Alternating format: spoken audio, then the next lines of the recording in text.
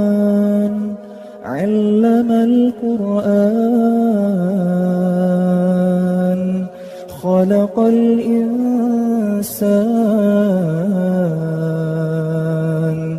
علمه البيان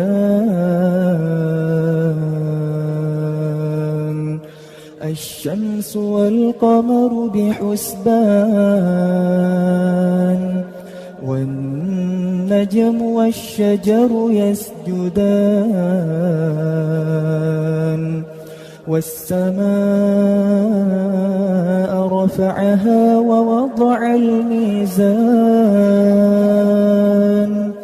ألا تطغوا في الميزان